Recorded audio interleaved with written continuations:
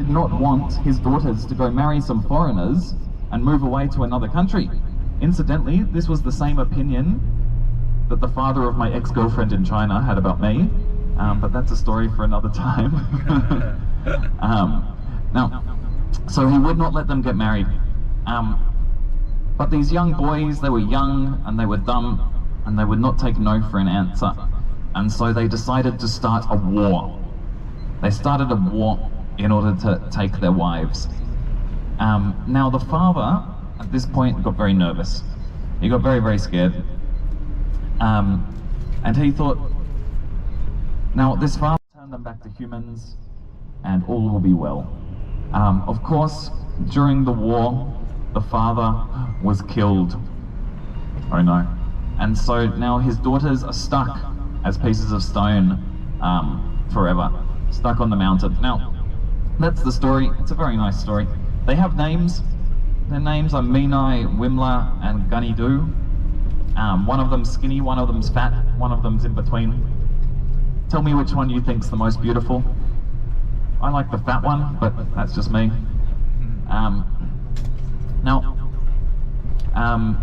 So we're gonna go see that. That's the story. Now, what about the science? So these rocks there, they're pieces of sandstone. Jameson Valley, Echo Point, then what else? Diba? At least umaraw. Kita-kita pa natin. Kahit medyo gloomy. Diba? Ganda. Diba? Nice. Yan siya. Nice. Buti may araw. Part to ng BlueMountain. Basta yung bakit siya tinawag na BlueMountain, alam ko na lahat from our tour guide Alfie. So kaya pumunta kayo dito, hindi ko i-share information. Kailangan nyo pumunta dito. Diba? Nice. Diba? Diba? Dami na rin tao. Pero ayan. So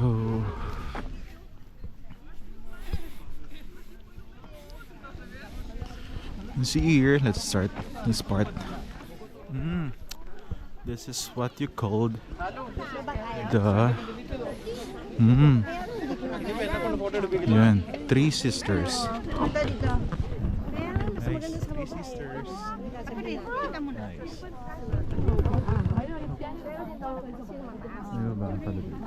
So yan. Misty, foggy, but nice. Three Sisters. So dito naman merong visitor information, toilets, lookouts.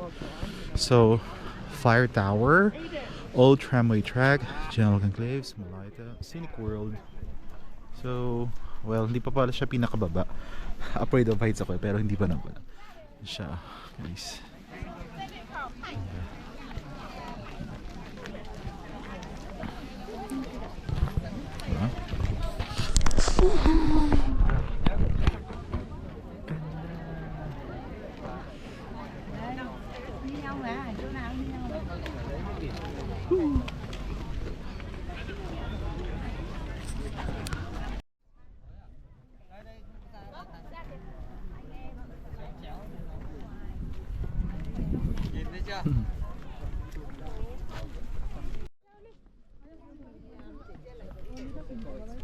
Three Sisters.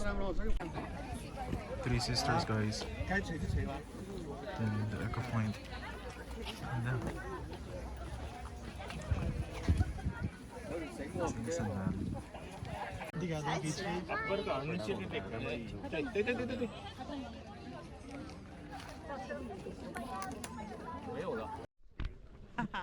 Naulan, guys, sobra.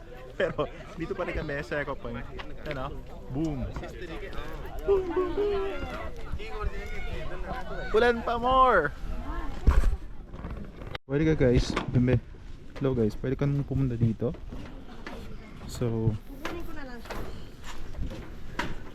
Pwede natin susuguin dyan. Ito na yung second part nung ano. Hindi ko alam kung saan pupunta to. Atong level na to. So, kung gusto mong mas malapitan ng si Three Sisters, pero ito na yung malalim na part. Okay. So, meron pa ng daanan din dito. So, ingat lang. Ingat. Bumaba tayo dito. Meron pa doon. So, kung gusto mo doon. Ayan. So, Three Sisters. Ayan. Mas malapit.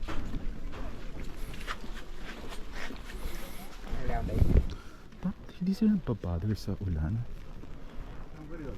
Look!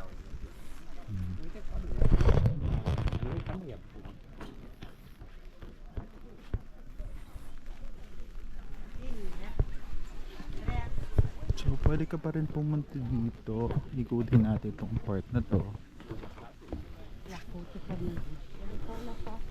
Tapos tayo umakit sa kabila side. So, yun siya.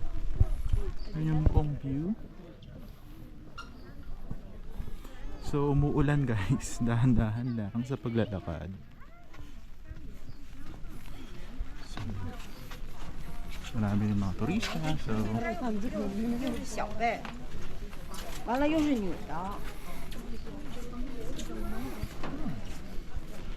ayan. OMG. Hindi ako tumingin sa baba. Medyo hawak-hawak lang. Okay. Ayan. So, yun na guys. Ayan siya. Yung Three Sisters. Hello. Hello. They call it Queen Elizabeth Lookout. Her Most Gracious Majesty viewed from his family from Lookout. Okay. Jameson Valley. So, yan. Sa taas yung ano. So, dito tayo sa side na to.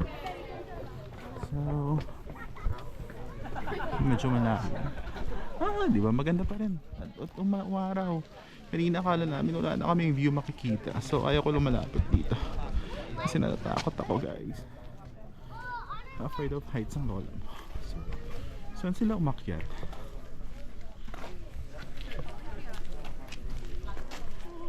Okay, doon ang daanan.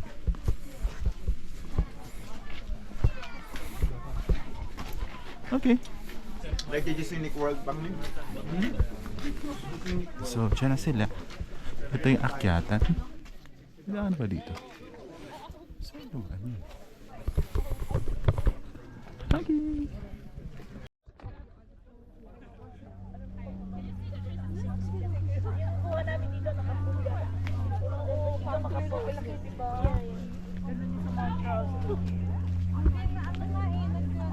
Nagbigyan kayo nila.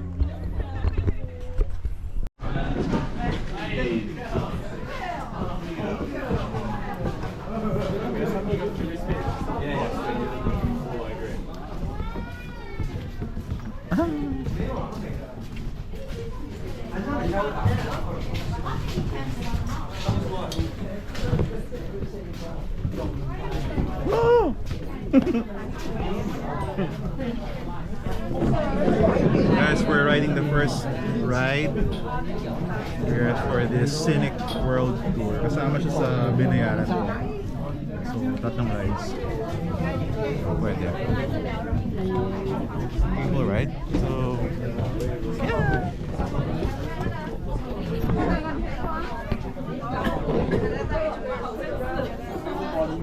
Meron dyan.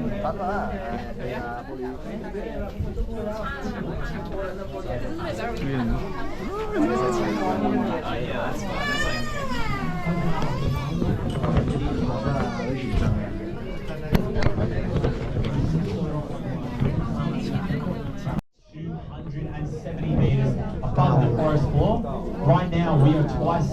tall as the Sydney Harbour Bridge, 83 stories tall on a skyscraper. Look on down, guys. Looking down 270 metres. Now having a look on our right hand side, we've got that big wet slippery thing. That's a waterfall just over here. This is Katoomba Falls. It's one of the largest waterfalls here in the Blue Mountains. It's fed by a hanging swamp and a natural spring. It's never run dry in recorded history. All of the water in that waterfall, it flows into the Warragamba Dam, which means if you live in Sydney or if you're staying in Sydney and you're drinking the water, you're drinking the water from that waterfall. So that's kind of cool. Looking out on our left-hand side, we can see beautiful blue haze. So this is the Blue Mountains, there it is. The reason we're called the Blue Mountains, we look blue due to the Rayleigh scattering effect and the eucalyptus oil. So as the eucalyptus oil evaporates from the leaves and the light shines through it, it shines through blue. So Blue Mountains are blue because of blue eucalyptus oil. Looking out on the back left-hand side, you've got the three sisters. So three sisters back left-hand side. Names left to right include Menai, Wimala and Gunny too.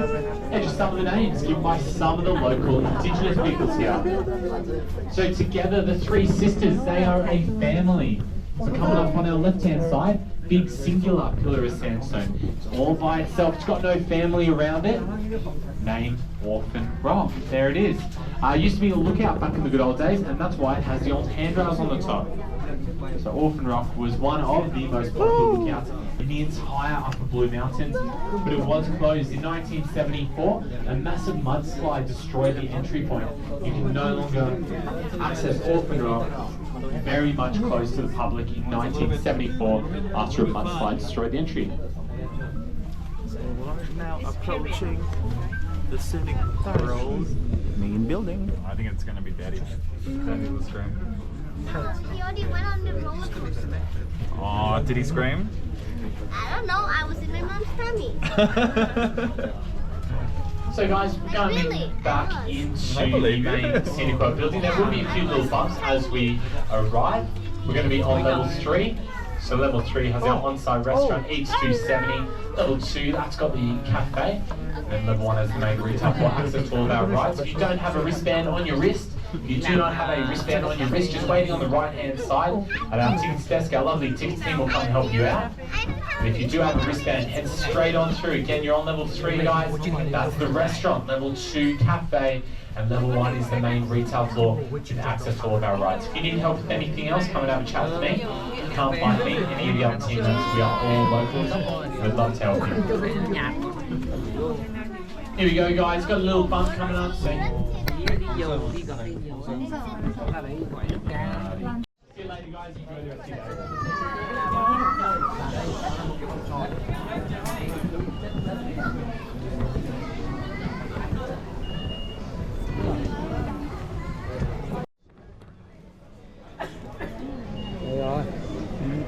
We need to scan, guys.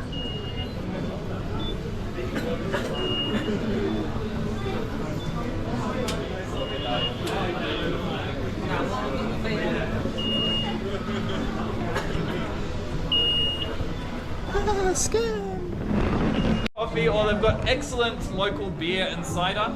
Yeah, a nice beer to end the day is not a bad way to go either. Let's go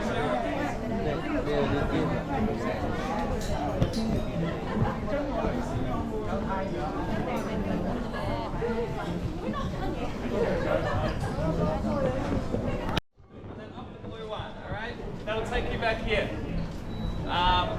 This is the best exit, just there. Turn to the left, you'll see the bus. So the exit's there, the bus is outside, 3:45.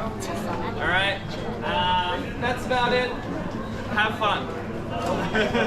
See you soon. Oh, if you miss me, I'll be up. We're going to the Scenic Railway Red Line. So, in order to go to the red line, we need to scan again our, ticket.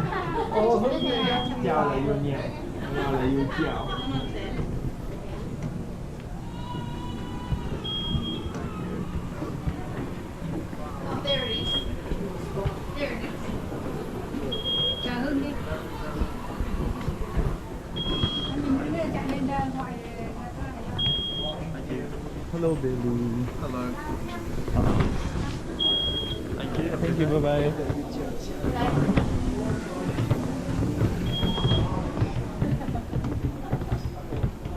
Okay, we're falling in line.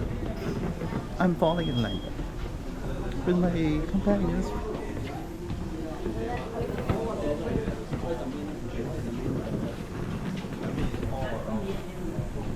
Just waiting for a ride for this Scenic Railway, the red line. So this will be a steep one. I think this will be a roller coaster ride going down to the valley. So there are 3 rides here. One is the yellow one, the one that we rode, and this one, the red one, and then the blue one later. Let's see. This will be a ride, guys. So it's enclosed. No need to worry.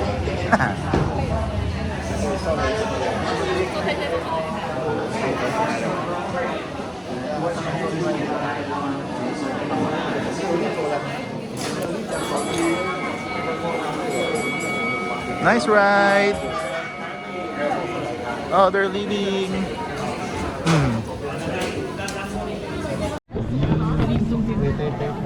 And guys, doors are now closing on the left-hand side. Just keep your arms, your feet, your bits, your bobs all tucked in. Doors closing on the left-hand side.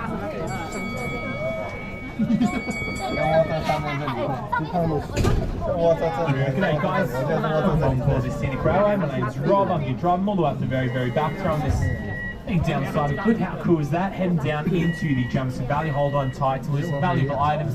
This is the world's steepest railway. Next stop, Jamison Valley.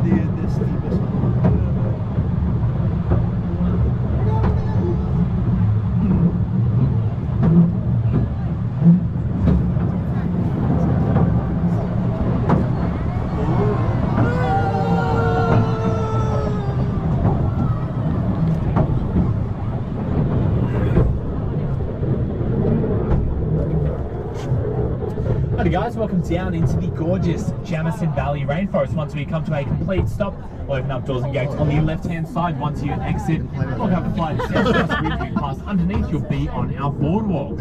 All 3 of the boardwalks, they are still open if you'd like to do a short, sharp 10-minute boardwalk. Don't deviate from your path, and in 500 meters you will end up in the blue ride, the cable way. That is the best way out of the valley for you today. If you'd like to do the 30 and 50-minute boardwalk, last chance. They'll be closing at 3 p.m. To access those, go past the mines, left-hand side, down a big flight of stairs, half hour, 50 minutes. They'll all take you to the blue ride. All of our boardwalks will take you to the blue ride. If you do have a full load coming on board, we will need everyone to exit, minding your head. And just a reminder, the boardwalks are slippery when wet. We'll see you later, guys. Minding your head as you exit. We'll get everyone to exit. If you'd like to ride again, you will need to requeue. Thank you, Rob. Thanks, mate. See you later. Bye-bye. Thanks, guys. We'll need you to exit. Sorry, guys. We'll need you to exit. If you'd like to try again, we'll need you to requeue. Thanks, guys. No, that's okay. Thank you. Other side of other angle of 3 sisters just came from the Scenic Railway red line. You can see it's nice, right?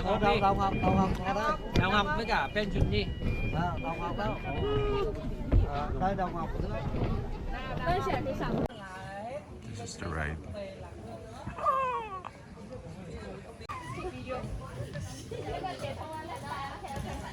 Look at this rainforest at this area. Very nice. So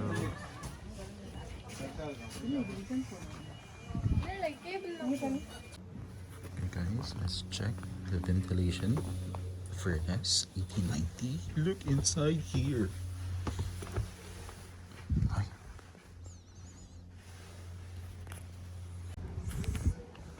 Walking the walkway.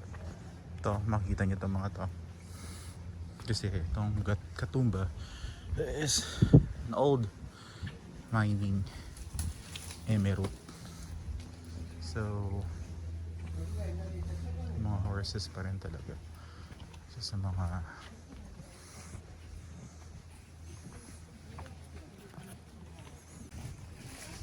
kasi guys, there are miners. Oh.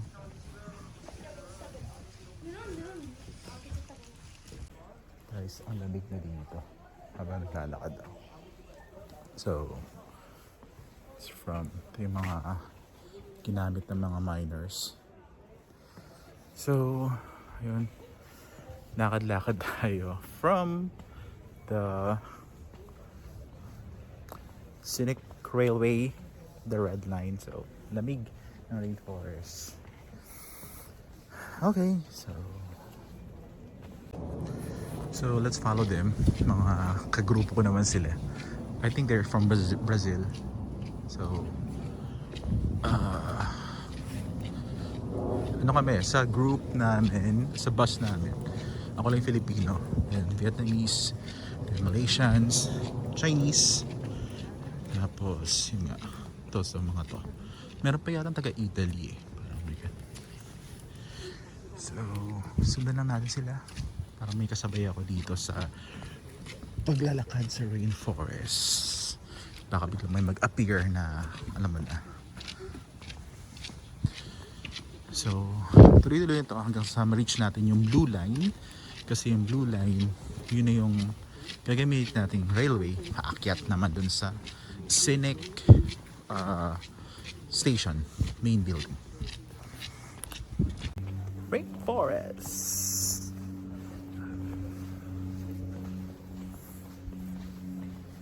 Lamig. Siguro mga 12 degrees. Lamig.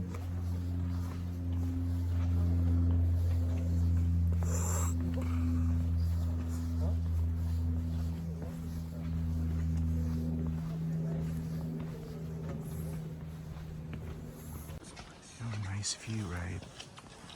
Look, going up and then up, going down to this place. So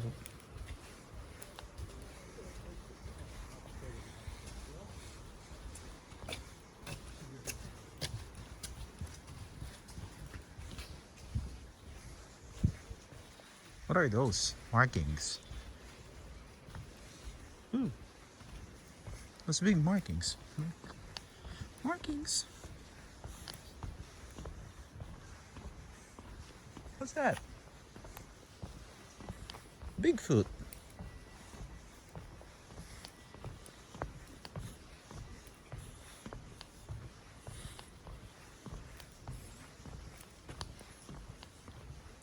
Another Bigfoot.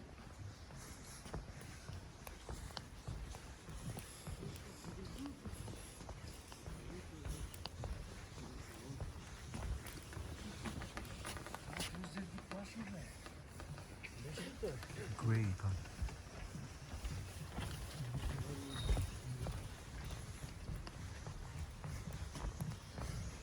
Oh help!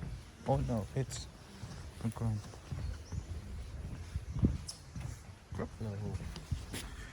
Resting area. So guys, punta na tayo sa blue line. Akit na tayo sa station. Scenic station main building. Gum tree. Gray gum, sorry. Look at those signs. So, ito. Lalakad tayo. Punta tayo sa blue line. Sobrang lamig. So, hindi ko lang makasama kung nasaan na sila. Ito, nasa rainforest tayo. So, Ayan. Akyat. Akyat. Sobrang lamig. Nice, oh. Yun yung mga sceneries. Galing sa taas. Rock formations.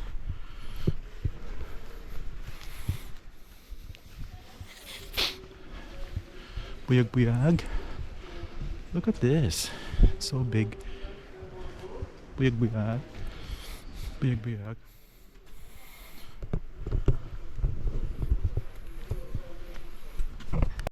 To the Scenic Cableway. My name's Jay. I'm not your driver. It's going to be Stephen here. He's going to be pushing all the buttons to send us back to the top now. Once again, if anything goes wrong right now, don't remember it's Steve. Okay. Alright. Oh no, was that the right button? Oh. Anyway, no, it's okay. Okay, folks. He knows what he's doing. So here we go, everybody, heading on back up to Scenic all together now. As we head on up to the top, up front of us we've got Orphan, Rock and Katoomba Falls. To the right, the Three Sisters. As we get a bit higher up, looking at the back to Mount Solitary and the ruined castle.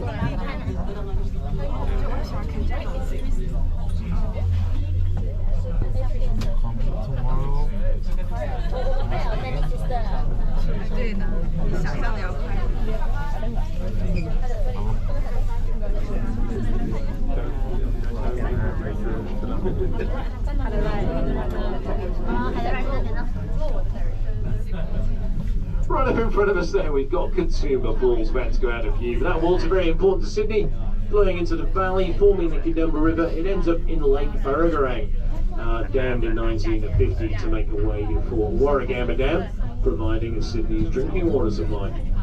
Off to the right, we've got the one world famous Three Sisters, looking beautiful down this afternoon light. The clouds starting to come back in as the sun starts to set as well out behind us, really showing off the beautiful true orange colour of all of the sandstones out there. And then out the back of the cabin, all the way across the valley, off into the distance, 6 kilometres away, we've got that flat top mountain called Mount Solitary. Not really a mountain, it's what we call a nisa, a flat plateau formed from erosion rather than geological process. Back up in front of us here, we've got Orphan Rock as well. This big tall column of rock stands on its own next to Scenic World. Back in the early 1900s, that's where you'd go to see the Three Sisters, because in those days we were still a coal mine. We didn't have any rides or railway for you to do, so you'd have to climb up the top of those stairs. Very popular to propose marriage up there as well, because let's face it, no one would ever refuse a wedding proposal perched at the edge of a 200-metre high cliff. You wouldn't, would you? Yeah, that's right. Yeah, so very successful in its day. Sadly, closed to the public 50 years ago due to landslides and erosion. Left it unstable, now too dangerous to climb. Now a bit of a swing through the towers here, folks, as we exit the valley. Here we go. 3, 2, 1.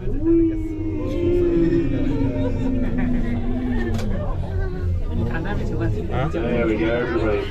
Now that swing is what you really came to Scenic World for, wasn't it? So we heard about this railway thing, but then they said, no, don't forget the swing on the cableway, that's what you come for. That's right, much better than being on the railway. Yeah. So there we are, folks, welcome back to the Scenic World, everyone. Now once you come into the station, head on into the main building, scan your wristbands on the gates on the way through. Level 1 there is the retail store, yellow stairs to take you to the Skyway, red door to the railway. Large rides coming up in 45 minutes at 3:50 today. Bit of a bump here, everybody. Whoa. Whoa. Whoa. That was Stephen's driving. Yeah, there you go. That's what happens. So there we go. Don't forget that, everyone. So there we are, everyone. Thank you for riding with us today. So if you are still planning on riding the other rides today, head straight there now. Don't miss the opportunity for that last ride today. Enjoy the rest of your afternoon here at Scenic World. From the next set, there's the souvenir shops. Souvenir shops. Souvenir shops.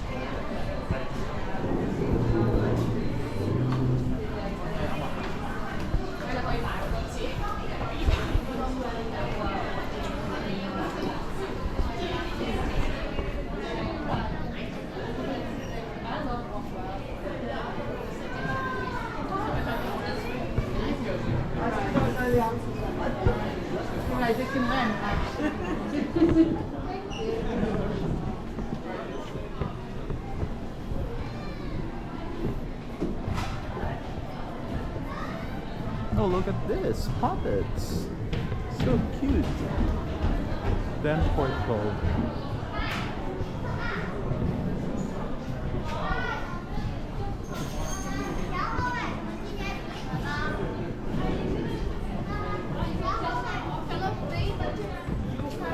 Smell popcorn.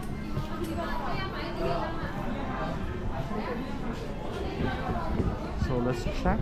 This is the cafe lookout. Cafe nila is for oras pa ba? Para mag-coffee.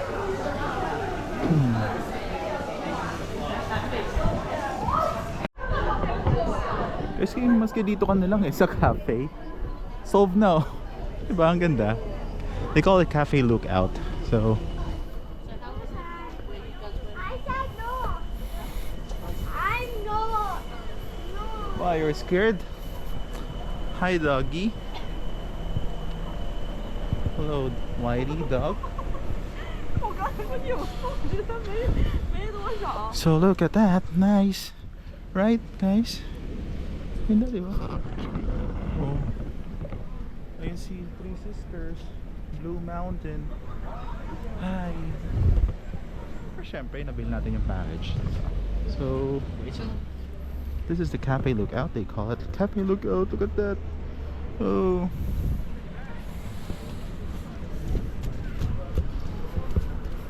So it's kind of scary here, this part, but this is your area.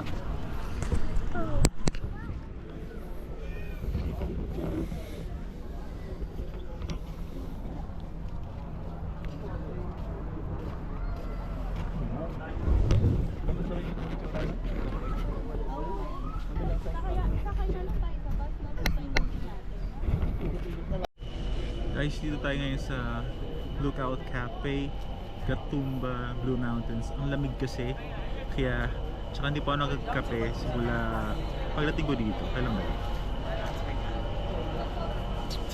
Hindi ako mayroon ng kape nandun sa sinisip-sip dito. Ito, talagang ganda lang. Gusto mo magkape, ang lamig!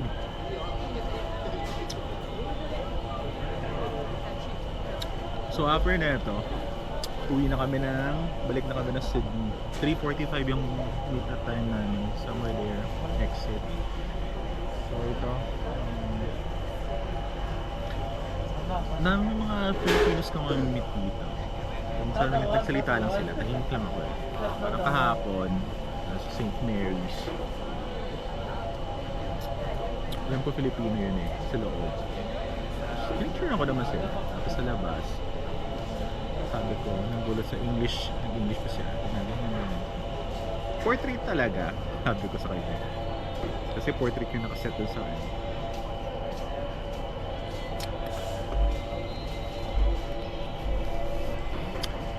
Ayan, ang lamig-lamig. Ay, thank you at na pag-isipan ko talaga na mag Blue Mountain tour. Kasi it's a worth it na tour siya, guys. Pag pumunta kayo sa Sydney, huwag nyo i-miss yung Blue Mountain tour. Maganda siya, promise. Doon pa lang sa Sydney Zoo solve na agad ako kasi syempre nakakita ka na ng koala, tapos nakatouch ako ng kangaroo, nagpa-feed ako ng kangaroo. Ano ba yung hanapin mo? Tapos syempre, kaya nga nag-autumn dito, gusto ko hashtag nag-autumn sa bottom. So, gusto ko makita ng mga trees na colorful. Solve na tayo sa Leora. Then dito sa Blue Mountain, medyo wala ka naman makita sa mismo kasi kung bababa ka siguro dun sa mga, kasi pwede ka mag 2 days dito kung you're into hiking pero ako hindi naman sightseeing lang ako, so wala masyado ditong mga autumn trees, mga colorful trees. Meron dun sa may Echo Point Lookout. Large pala yung order ko, guys. Large. So, yun nga, nakita mo naman kanina doon yung eto.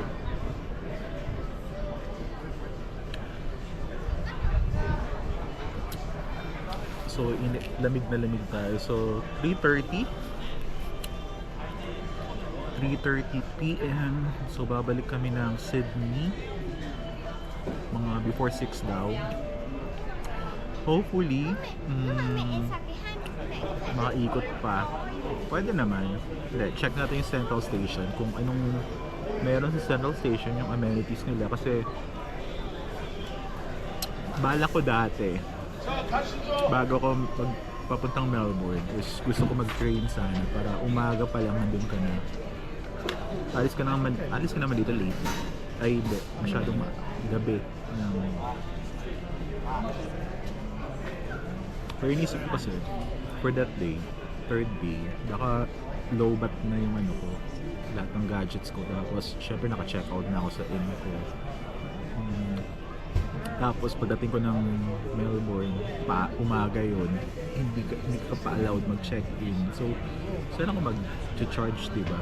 Kaya, inisip ko na lang na, sige, tayo. Extend tayo ng isang night, Sydney. Tapos, yun. Actually, dito sa Australia, guys, ang daming konti nga nakita ko dito mga puti. Karamihan, ibang Asian talaga. Oo, Asian. Kasi diverse. Mix talaga itong Australia. So, tsaka, yung mga nakasabay ko sa airplane gabi, isang gabi. Ano guys, karamihan sila mga Australian passport holder na mga Pilipinos. So, madali lang talaga mag-migrate dito. If maganda yung mga documents mo siya.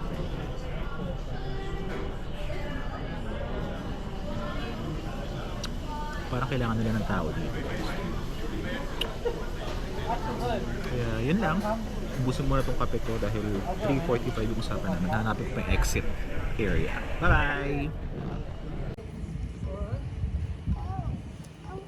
This is our bus, guys. Laki, no?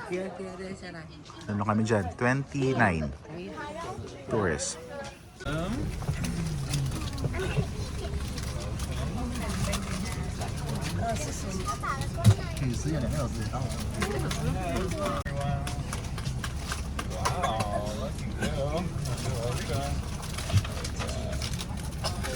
Thank you, Santa.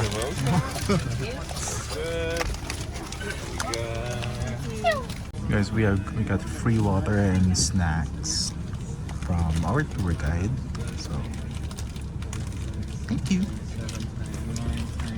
I'll give you a history lesson. How about that? Sure. I'm going to give you the 5-minute history of Sydney and the Blue Mountains, Alright. according to Alfie. Mhm. How about that? Let's do that, and then we can watch a movie. Great. All right. Well, incidentally, I said there's lots of fires in Australia, lots of bushfires in Australia.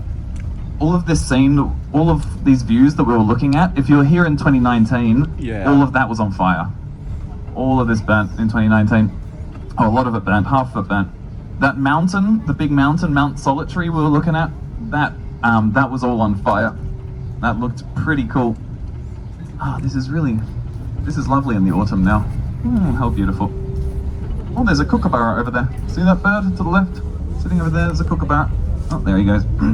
Alright, now, I'm going to do a history lesson. So, Aboriginal history here is very ancient. 60,000 years at least. Now, very intelligent people, the Aboriginals. I tell you about bushfire, how our forest needs fire, our trees need fire. Now, the Aboriginal people have known about this forever. For thousands of years, the Aboriginal people have used fire for a couple of reasons. They use fire, they set fire to places because they know the forest needs it. They know to stay healthy, the forest needs fire. So they've been setting fire to the forest in controlled ways for thousands of years, which is really interesting. Also, to show you how ancient their culture is, we learnt the story of the three sisters already. We learnt about the three sisters. They also have a story about the seven sisters. What seven sisters? Seven sisters is some stars in the sky. You look at the sky, and there's seven sisters. Except there's not. There's only 6 stars there. What? The story's about 7 sisters, but you look in the sky, there's only 6 stars. What's going wrong? Did they just count wrong? Were they just not so smart and they counted wrong? No. It turns out that scientists now tell us that 30,000 years ago, you could see a 7th star up there. 30,000 years ago, you could see 7 stars in the sky, and one of them's got darker. So that's just to show you how ancient their stories are. They've been passing on these stories for at least 30,000 years, which is a very long time. So ancient culture. Now, I'm not an Aboriginal man, I'm a white fella. My people are the English. I was in fact born in London. I am an Englishman. Now, my people, the English, only came here a couple of hundred years ago. Now, who was the first Englishman to come to Australia? Captain James Cook. Captain James Cook came here in 1770, went all the way from the south to the north, stopped in Sydney, had a look around, saw some kangaroos, got very confused, and went back to England. Lovely time. Now, at the time, England had a problem. England had too many prisoners and not enough prisons. Alright, they had lots of prisoners and not enough prisons. Originally, they had a great prison. They had a beautiful prison. That prison was called America. That's where they used to send all their prisoners. But then America decided to go and become independent. Of course, America had their War of Independence, they became independent, and they didn't want the English prisoners anymore. Now, luckily, Captain Cook had been here, so he had an idea. Well, Sydney will make an excellent prison. I'll make a nice prison. So that's what they did. They set off, they arrived in 1788, back in Sydney. So they got off the boat just by the Opera House there. So the beginning of sort of white history here in Australia starts just down there near the Opera House in Sydney. If you're interested in all this old history stuff, there's some really good historical tours you can do around the city, especially the Rocks. Go to the Rocks, there's some really good historic tours around there. I think a lot of our Australian culture, a lot of our Australian character goes back to those early days of the colony. See, you might not know this, but Australia are the biggest gamblers in the world. We're number 1. We lose the most money out. We lose the most money out of. Get back in the boat. Get ready for the oar, mate.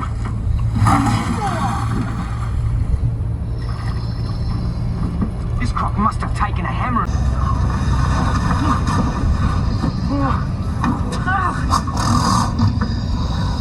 Not to right to that way.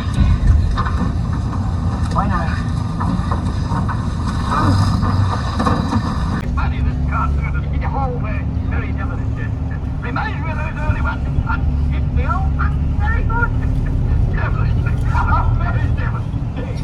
Now, you know what I always say. I mean, there's nothing better than a good laugh. That's what I say. I say every day. I say, now very bad, very true. I mean, you see, a giggle. I mean, it's as good as a holiday.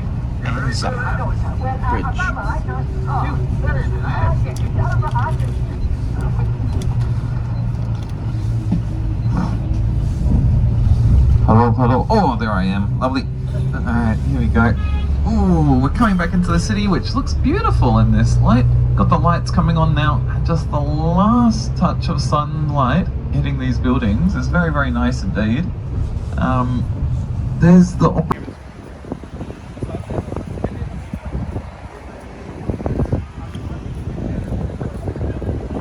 Going now to Paddy's Market. Let's check for souvenirs. So look at that. That says Paddy's. And of course, the light rail.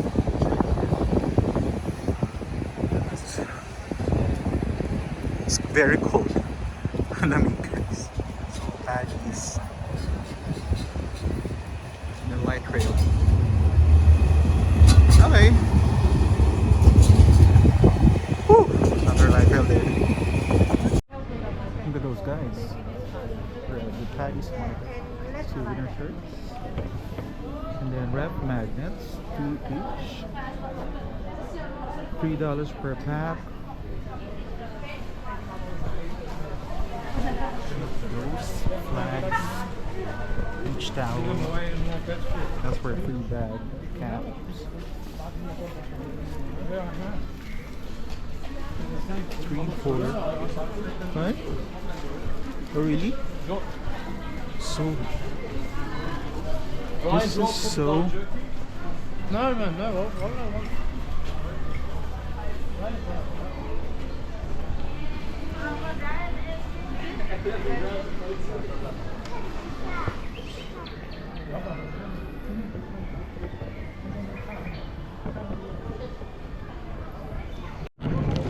guys, dito kayong bumili. Napakamura. Souvenirs dito. Huwag na kayong bumili ng souvenirs sa like if you're going to Katumba, Blue Mountains. Dito ang dami. As in talagang like this one. Ito. Yan. Sa Katumba $10 yan. Lahat yan. Pero dito $5 lang. So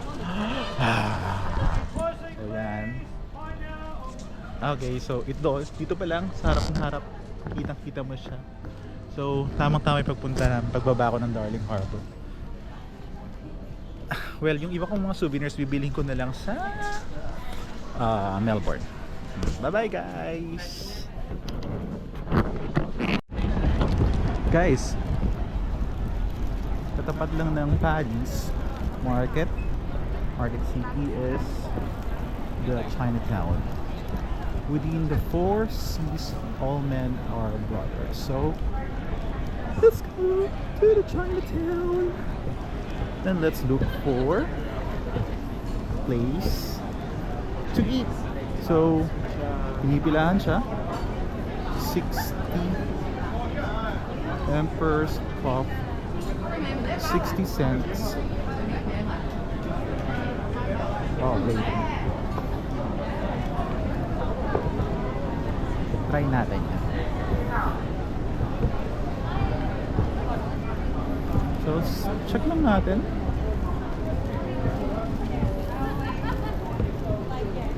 Pero naiihi na ako. Wala akong makita. Comfort room. So, ito yung Chinatown. Ay. Bonfu. So, babalikan natin yung pinipilahan ng mga tao doon. Ito pong yung lingkod. Nasa Chinatown ng Sydney. So, alam nyo ba guys, napansin ko dun sa Leora. Well, actually, kahit saan naman, they have big respect to pedestrians. Kasi dito sa Philippines tayo nag-a-adjust sa mga vehicles, diba? Pag nakatayo tayo sa pedestrian lane. Pero dun sa kanila, kahit walang tao dun sa pedestrian lane, pag humihinto sila, parang automatic na humihinto sila. Then pag lalo na pag may nakita nilang tao, parang ako, tumayo lang ako dun kasi tumitingin lang ako sa mga autumn trees. Kasi bilang humihinto talaga sila. Sabi ko, nakakayan, pasaway. So yun lang, may share ko. So ito yung Chinatown. Teka lang, hindi ako makakaano eh. Hindi ako na CR. Akit nga muna ako, pasok nga ako dito. Food court open now, 11. Punta nga tayo sa food court. Bye! Guys, naghanap naman ako CR kasi hihingi na ako. Galing ko ng Paddys. Magko-close na yun. So, hindi ako nakapag-CR doon. So, pumunta ako ng Chinatown at ito dahil hihingi na ako. Napadpad ako sa kanilang food court dito sa Sussex Center. Food court. Okay naman. Ito namin $15.08. So, mamaya babalikan natin yung Emperor cream puff na pinipila ng mga tao. So, kain na ako. Bye-bye! Guys, ang dami serving ang dinner ko. Ano siya? Peking style pork chop. Emil. For $15.08. So, yun yung end ng Chinatown. Tapos, dito tayo kumain. At nag-CR. Sa food court na yun tayo kumain. Tapos, balik na tayo dun sa papuntang Paddys area. Kasi, bibili tayo nung pinipilahan ng mga utaw. Yung Emperor Emerald. Ayun, Emperor Cream Puff. So, ito yung Chinatown, guys. May mga souvenirs. Yan, tobacco station. Lagi ko nakikita yan dito. Cherokee. Or tapos maglalakad na tayo pa uwi ng bahay. Ayun ang lunch. So,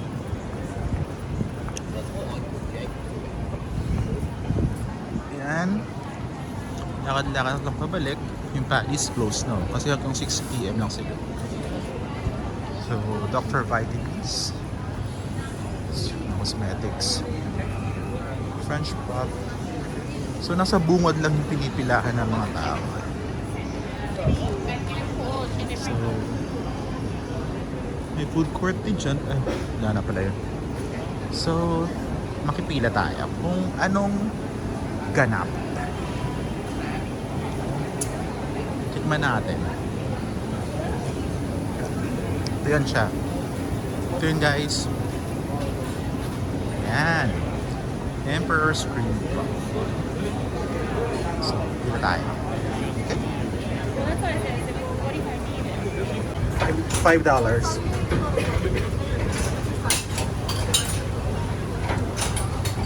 Just 10 pieces, guys. $5. So, parang mochi yung sa atin. Mochi. Thank you.